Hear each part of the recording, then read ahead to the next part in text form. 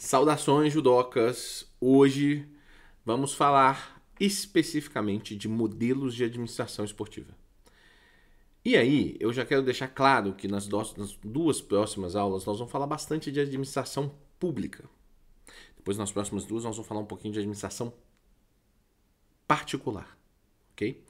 Então, hoje nós vamos discutir um pouquinho quais são os modelos de gestão de administração esportiva, que estão intimamente ligadas com o direito esportivo, como eu expliquei para vocês lá na primeira aula. É a definição das leis daquele país que vão definir exatamente como que eu vou lidar com a administração esportiva, as regras que meu país regem para lidar com o esporte.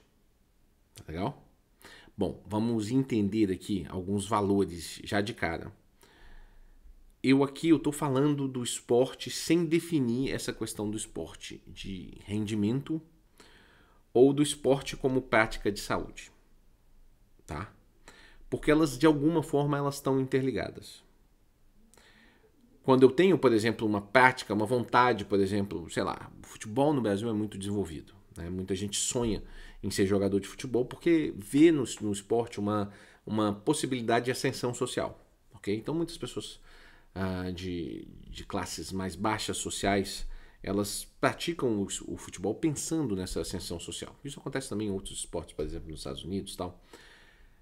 Mas o fato das pessoas praticarem isso pensando no alto rendimento não quer dizer que não traga ao país uma grande condição de melhoria na qualidade de saúde daquelas pessoas, né? Se dizem em vários fóruns especializados no esporte como saúde que cada dólar investido em esporte economiza em torno de 3 a 6 dólares investidos em saúde. Então é um investimento que muita gente considera é porque a gente não enxerga ele, né? A gente não enxerga na hora. Quando você constrói o hospital, todo mundo vê e tal. Mas o tanto de gente que evita ir nos hospitais por causa de uma boa saúde, porque pratica esporte, é um número difícil de mensurar, tá?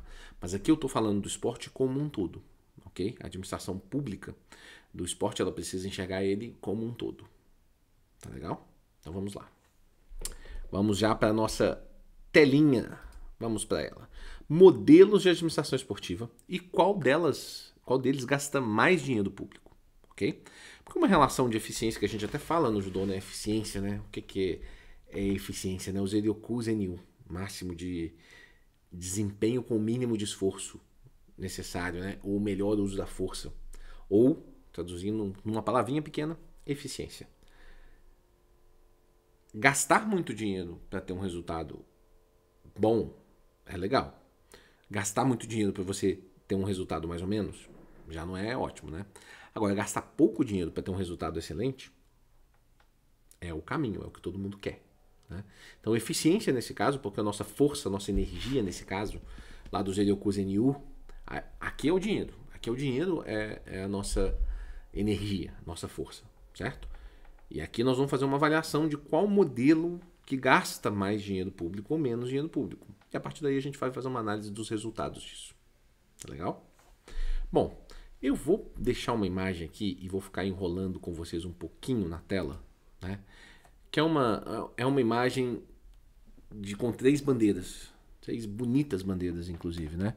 Bandeira dos Estados Unidos, bandeira da Alemanha e a bandeira da China. Okay? Na verdade, isso aqui são 3 representantes dos modelos de administração esportiva. Okay? Basicamente, no mundo, claro que cada um desses 3 modelos eles vão ter submodelos. Okay? Dentro do modelo, ali está a Alemanha representando um modelo europeu. Ok? Ali tem a bandeira da Alemanha representando o modelo europeu, né? Então, vejam bem, dentro do modelo europeu, por exemplo, o Brasil está dentro do modelo europeu. O Japão está utiliza o modelo europeu, ok?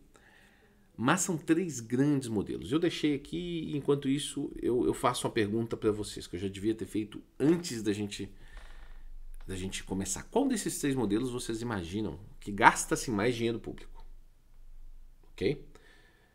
Bom, como eu disse, são modelos, um modelo americano, um modelo, essa bandeira da China aí está representando um modelo soviético, ok? Modelo soviético e o modelo europeu. Já deixei um tempinho, enrolei bastante vocês nesse processo. Eu imagino que vocês já tenham pensado, quando estava lá na primeira tela, qual era o que gastava mais dinheiro público, que essa seria a pergunta relacionada com esses 3 modelos. Então vocês já fizeram a resposta de vocês, eu não sei se vocês vão acertar ou não, mas eu vou mudar de página aqui para a gente poder discutir cada um desses modelos, ok? Vou começar falando do modelo europeu, como eu disse, tá? Por exemplo, não é um modelo só da Europa, é um modelo de gestão mais comum no mundo. Ele é um modelo misto de gestão, ele é público e é privado. Okay? Dentro desse modelo, alguns países como a Alemanha e a Holanda são exemplos de gestão pública que conduzem pontualmente os gastos especificamente na sustentação do modelo. Okay? Esses países dão aos clubes maior liberdade de organização e condução do esporte. Ou seja, o país ele entra pouco na administração esportiva. Ele entra um pouco menos. Já modelos como o Brasil e o Japão, eles fazem um maior investimento direto do governo, tá legal? E tem uma explicação por dentro disso também, tá? Como muitos dos esportes, as competições acontecem na Europa, que a Europa de alguma forma é o centro do mundo, felizmente ou infelizmente para alguns, ou por mera questão histórica para tantos, você exige, por exemplo, de uma Holanda ou uma Alemanha, quanto que o cara vai gastar para viajar para disputar um campeonato mundial?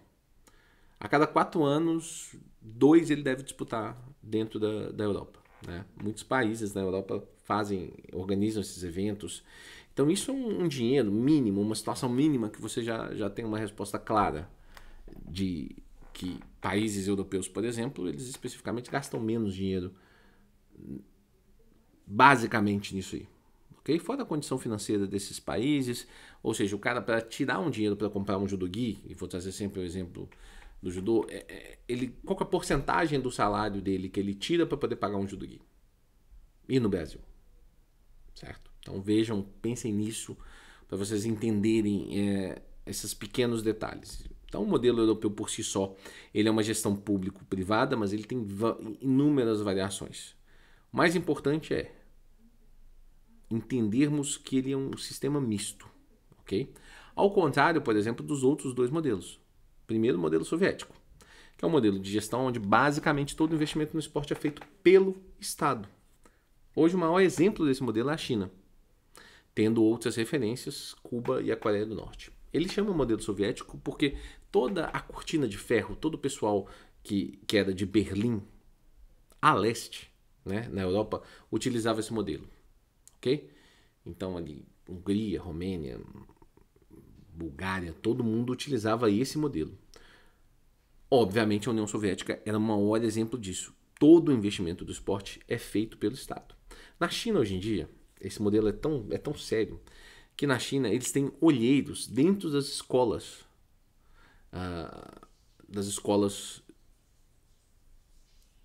educacionais da China. Esses olheiros eles ficam fazendo testes com meninos e meninas que tenha possivelmente o dom de ser um esportista em várias áreas de esporte, ok?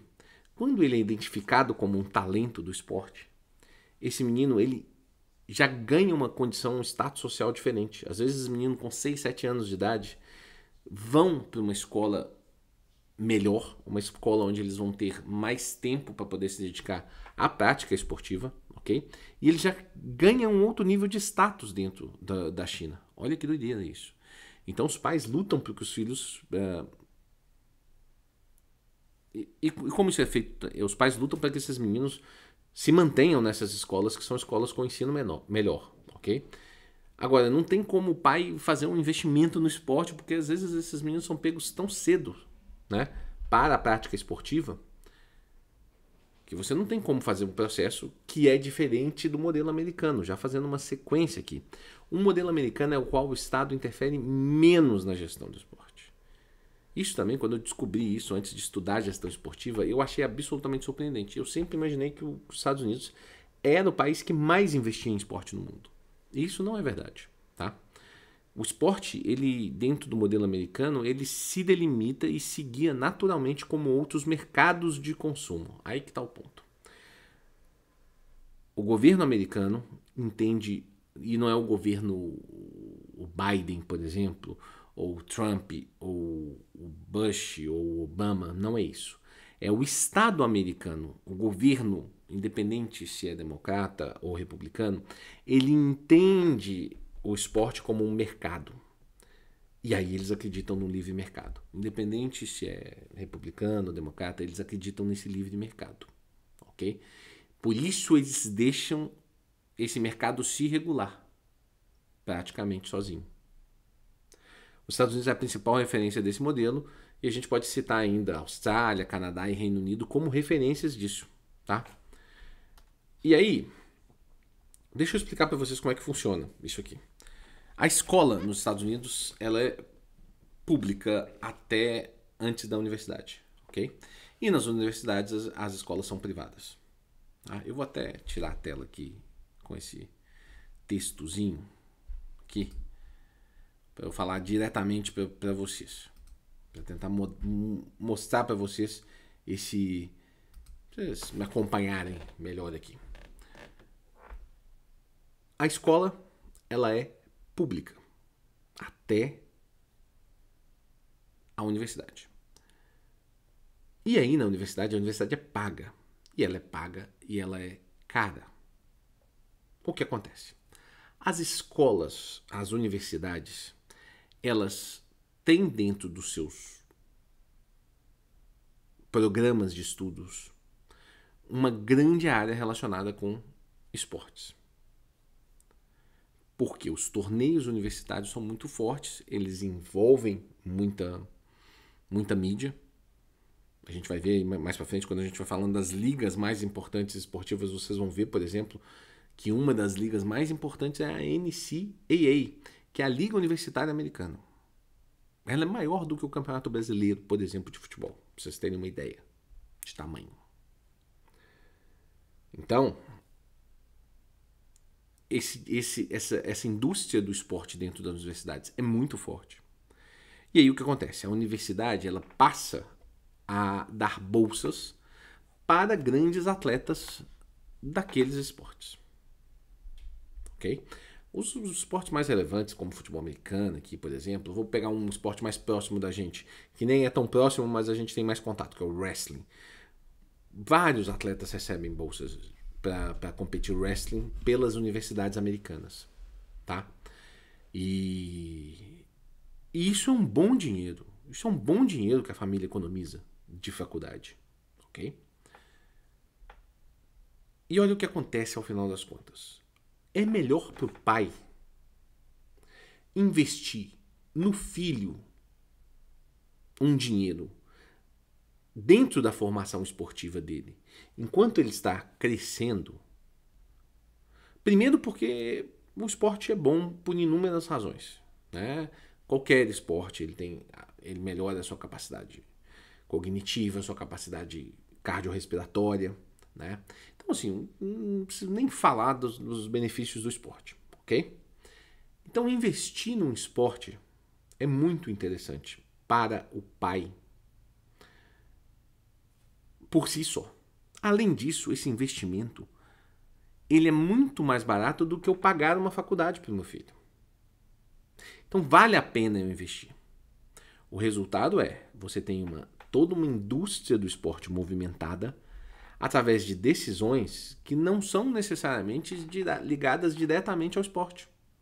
Porque dar uma boa educação para o seu cidadão é uma obrigação do Estado em geral. Então os Estados Unidos faz isso, ele investe na educação, põe muito dinheiro na educação básica, para fazer com que esses alunos se preparem bem para tentar alcançar as faculdades. E aí essas faculdades, sim, elas são pagas. Então é o contrário, às vezes, da indústria da educação no Brasil, né? Você vê, às vezes, não tanto investimento na educação básica e, às vezes, muito investimento. Não é que é muito investimento, assim. Tem mais investimento na educação de faculdades, por exemplo, você gasta mais dinheiro, por exemplo, com faculdades do que com creches e primeiro grau, por exemplo, né? Então, assim, não quer dizer que se investe muito em faculdade, devia se investir mais, inclusive. Mas a pirâmide é um pouco invertida, né? Aqui nos Estados Unidos se investe muito na educação de base, dando a todo mundo, a princípio, na teoria, a mesma condição de chegar a uma universidade, e faz com que o pai tenha primeiro um dinheiro para poder investir no menino, né? Porque ele não paga escola privada, particular, a escola é pública no geral aqui nos Estados Unidos, e ele pega esse dinheiro, põe no esporte, melhora a qualidade de vida do filho dele, porque o filho dele faz um esporte, é bacana nesse sentido, né? As escolas têm os clubes, né, de vôlei, de atletismo, de todos os esportes no geral, né, assim, os esportes mais comuns aqui nos Estados Unidos, né? Não vai achar que vai ter escola de judô aqui nos Estados Unidos para todo lugar, que não tem, né? Não é um esporte muito desenvolvido aqui, tá? Mas a indústria acaba movimentando sem ter um dinheiro, ou seja, o governo americano, sem botar o dinheiro no esporte, ela faz o movimento do esporte acontecer. O que acaba também influenciando na saúde, como eu falei para vocês há mais tempo. Então, é uma maneira diferente de enxergar. Eu não sei se é possível de levar para o Brasil, eu não acredito nesse negócio de copiar as coisas, sabe? Mas eu entendo que é uma maneira muito lógica de enxergar. Como eu entendo também a maneira soviética, tá? Eu vou fazer um investimento, eu vou produzir os atletas, esses atletas vão ser uma inspiração para as pessoas poderem estar praticando. Eu entendo o outro método. O fato tem uma lógica, tá? Científica. Por incrível que pareça, o que eu acho que tem menos lógica é o modelo europeu, porque às vezes a gente não sabe a quem recorrer na questão da prática esportiva. Se eu vou no governo ou se eu vou numa academia, você tá entendendo? Fica uma coisa meio assim, não, todo mundo vai fazendo aqui ao mesmo tempo. E eu não sei até onde que isso é ótimo nesse sentido, tá? Bom, falamos bastante sobre modelos de administração esportiva e aí nós vamos fazer uma avaliação na próxima aula sobre um método de avaliação desses modelos esportivos. Forte abraço.